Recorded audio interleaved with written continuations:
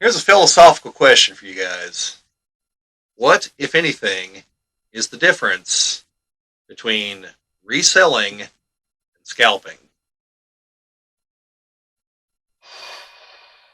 Before I continue, Owen, do you know what those terms mean?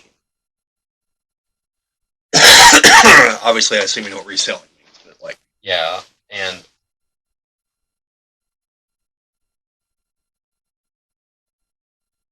thinking of like the definition in my head, I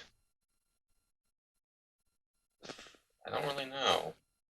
okay, so I bring this up because one, like I said, I've tried to record a video about this like 4 times. But I've also seen a couple other people brought up some videos here real recently on the action figure front talking about this. And where I'm asking is like, okay, so let's say you go to a convention. They're convention exclusives. Yeah. You buy them with the express intent of reselling. Does it become scalping when it crosses a certain number of them? Is it that way if you buy any of them for that amount to do that? Well, you have to factor in. Let's say there's 1,000. Let's say it's a Gen Con. Okay, something those of you who are hopefully still watching know a little bit about because I talk about it a lot here on the channel. 4 days, 1,000 pieces. They give away 250 each day. You buy one to resell. Is that scalping? No. Scalping. I was going to say monetary value, but I don't really think that matters. Well, let's say for argument's sake that like you are going to jack the price up. Like let's say. Oh yeah, 1,000. Let's say 250 each day. Yeah, you're jacking the price. Yeah, let's say hypothetically it's a $15 piece at, well, I don't know, let's say the WizKids booth that you then turn around and sell for $100. Now you put it open to offers. That's below what the highest one going for is, and others have sold higher. One of them, is that scalping? That's reselling. Okay, let's say it's 10 of them. I think at 10 and higher, that crosses into scalping. No, I think that's still reselling. Okay. Because what's to stop me from being like, what stops someone from doing that with like, not Gen Con, but Ironwind Metal stuff? Okay. With the Battletech stuff. Okay. Being like, I'm going to buy this one mech, like a bunch of them, that's going out of production soon. Okay. And I'm going to resell them for a little bit of a profit. Okay. So you have like 100 of them. Okay. Say they cost $20 from Ironwind Metals, but you're going to sell them for 30. Maybe 40. Get double the money for it. Okay. You're not selling them on eBay, obviously. No. And you have 100 of them, that's not scalping. Okay. Why? See, I have an issue with the term scalping in the first place. Okay, well, let's ignore the cultural. I know let's ignore the cultural connotations. No, not that. Okay. It's that, to me, scalping is you're taking advantage of. There's malicious intent behind it. Okay. That scalpers are the people with the ball game tickets at the gate going, selling my tickets because they're sold out and you ain't going to be able to buy any and you were hoping to get in there. Okay. Say you buy like 2 of those $15 pieces from Gen Con each day. So you got 8 of them. Okay. Or you get 10 of them, you get 20 of them even. Sure. It's not necessarily scalping if you're reselling them. Because there's going to be more of them out there. And it's someone who couldn't make it to Gen Con now has a chance to buy it. Okay. That's my view.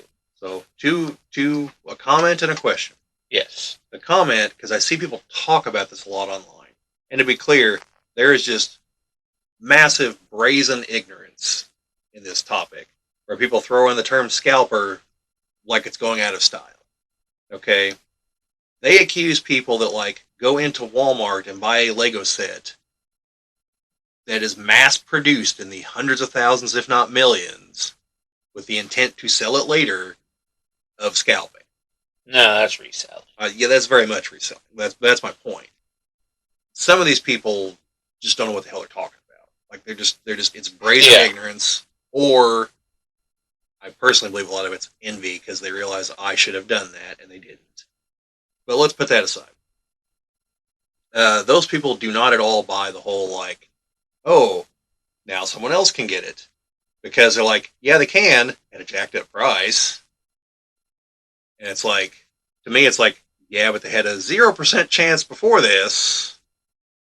And But also, to my mind, it's like, okay, but the actual cost of that thing isn't $15. no, I had to pay $143 for the 4-day badge. I had to buy food while I was there. I had to buy gas to get there. You know, if I'm not staying with a friend, I had to afford lodging. Like, the had to actual spend your cost, time standing in line. the actual cost of that thing is significantly higher than $15. If anyone else wants one, their happy ass can pay all that and go get it themselves. But they didn't. Now, did they?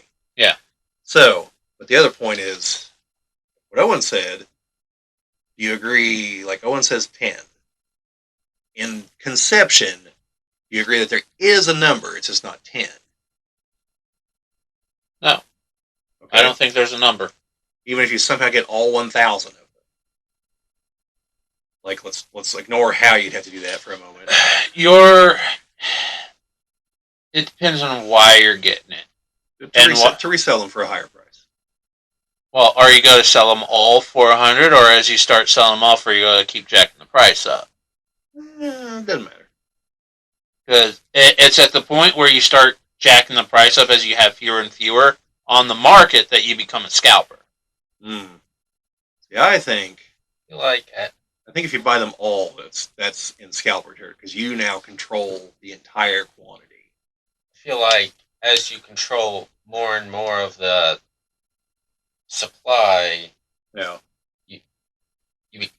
that constitutes a scalper. That's the way I lean, for the record. But yeah, it's like I said, I keep seeing this, and like, you know, to me, for one thing, I don't care if someone calls me a scalper. Like, it doesn't affect me in the slightest.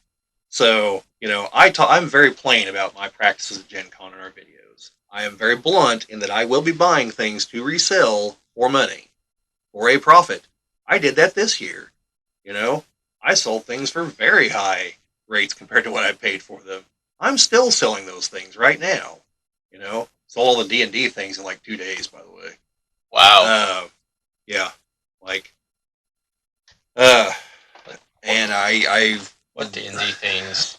oh, there were some promos they had. We didn't get them until Sunday, and most of them were Chris's. So I had a couple that I wanted to try to recoup some of my money, but unfortunately, I wanted to try to help the folks that I've helped before. And this is the curveball in my story when I'm like, oh yeah, by the way, there was also one year I got like 30 promos that I sold to people for cost because I said I'd get them for them. Yep. For me just being a nice guy. And it's like, okay, so now how do you feel about me? You know? But yeah, no, it's things like this, or like whenever I wait for Lego sets to go on clearance to buy them to resell them. As far as I'm concerned, the moment it hits clearance, like, you had your chance. It was on the shelf probably for a year or more. You could have ordered it from the Lego website. You could have ordered it from Amazon. You could still order it from the Lego website or Amazon. There's the only times Lego has like actual limited things, it's very rare, and you usually don't realize it till they're gone. Like there's one Monster Fighter set. It was like a $50 set. It's worth like $300 or $400 because I think it was an exclusive to somewhere, and it sold out like that, and they never restocked it. And so you didn't realize it till it was gone. But normally it's just sets that are going to appreciate in value, you know, and those usually aren't the ones that hit clearance. Nope. They're popular for a reason. Like, I didn't expect the Dark Falcon to hit clearance. You know, it might in like a store somewhere, just because they got to make space, but it's not going to be for lack of sales. You know, that's going to sell. That's one that, like, if I could find that at like 30% off on a sale, I might buy that to hold on to sell later. You know, But there are people that would label me a scalper for doing that. Like, oh, you're denying little Timmy it. I'm like, no, I'm not. Little Timmy can get it someplace else. I didn't even if I were to walk into Walmart in Jasper, pick a set, buy everyone off the shelf, come back the next week if they restock, do it again. Come back the next week, do it again. They can still drive to Washington. They can still order it online through a multitude of sources. Yeah. Including Walmart, and just pick it up at the same damn store. I'm not denying little Timmy anything. But that's like the opinion some of these people have. So, part of what brought this up, the guy makes figures like the G.I. Joe Classified scale. Yeah. And he was talking about, so I made these convention exclusives, and people were buying them and flipping them for like 5 times as much. And I'm like, guy, if you had the slightest bit of self-awareness, you'd see where you screwed up. You're charging too little. Well, no, you chose to make exclusives. You created a situation where there's artificial scarcity. And when that happens, things go up in value. When things go up in value, people that have an eye for those things will buy them and then charge more money for them. Yeah. So, to my mind, none of this is scalping. And the people that these people should be pissed off at are the companies that keep doing this crap, that set up popular things, have stupidly limited exposure, and then they're surprised, we didn't know people were going to buy them and resell them. Like, yeah, you did. Like, WizKids knows damn good and well what they're doing. Oh, yeah. They know exactly what they're doing. They want the Stampede to their booth. It's just that Gen Con finally told them you can't do that anymore. That's the only reason they switched to the lottery system. So, no. And, with these other things, like Hasbro, they just recently had that the Cobra Commander figure. Now, I was never able to get a hold of one. Okay? Went on sale 5 times. But it went on sale 3 in the morning. That's awesome. I'm asleep. I have a job. Yep. I can't beat the bots at 3 in the morning. Nope. But the part that's stupid is 5 per customer. Stupidly limited, but then you make it so you can buy 5 of them. Why? Why not 1 per customer? Why not 1 or 2? I could see 2, 1 to open, 1 to keep, whatever. But beyond that, why? Chuckles was limited to 2. I think Serpentor and Dr. Mindbender were limited to 2. Cobra Commander, why 5? Sells out like that. Of course it does. The really stupid one is the Sentinel 2-pack. That apparently was a convention exclusive. People have been screaming, Hasbro, give us Sentinels so we can army build them. Convention exclusive. Convention exclusive, 5 per person. Yeah. So yeah, I don't blame these people that buy themselves. I'm not mad at anyone that bought 5 of them, even though I didn't get one. I don't blame a single one of those people. I'm not going to pay their prices online for them, but I don't blame any of them. I blame Hasbro completely. They know what they're doing. They know exactly what they're doing. And so, yeah, no, I don't consider that scalping. Well, except for that whole buy all 1,000, that's scalping. And if I were to go and get 50 of each of them somehow, that'd be scalping. So at that point, I would control an appreciable percentage of them, specifically for reselling. I'd consider that scalping. But the other stuff, no. You can't scalp Lego. It's just too much of it, Yeah. But I see people all the time talking about that.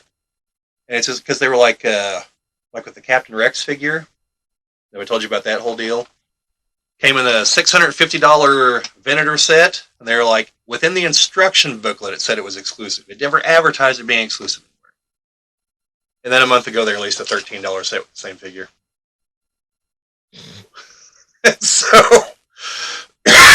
So there's some people that what the hell's Lego doing? And it's look at those scalpers whining about it now. It's no, they're not. They're being stupid, but they're not whining. And anyone that was buying $650 Lego sets for that purpose is not a scalper. That's insane. Okay? Yeah. Plus, who's buying more than 2 of those?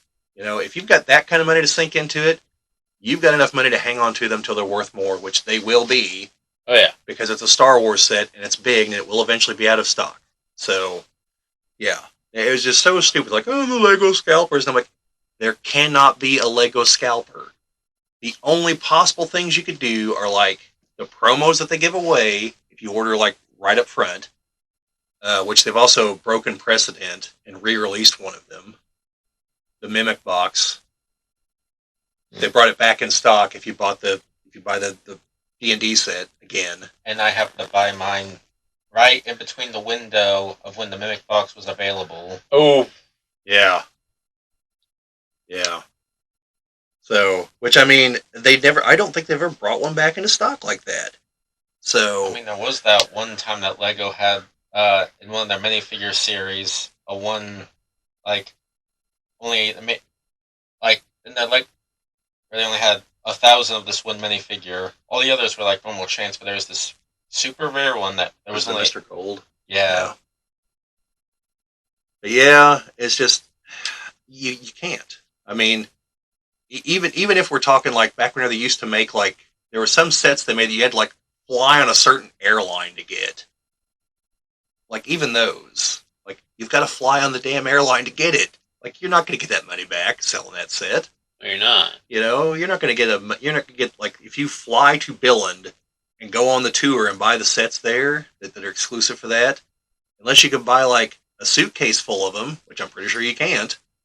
Like you're never going to make all that money back going to Denmark from the U.S. Now, if you're in like Germany or France or something, sure, because that's like a 10-minute drive, but because Europe's the size of like Indianapolis.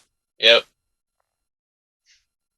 I actually saw a thing the other day. It was like an overlay showing how Texas is the size of Europe, essentially. Well, it is. And then they were just like, yeah.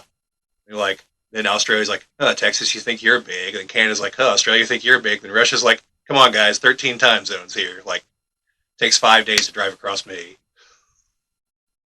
Straight? Yeah, I think so, actually.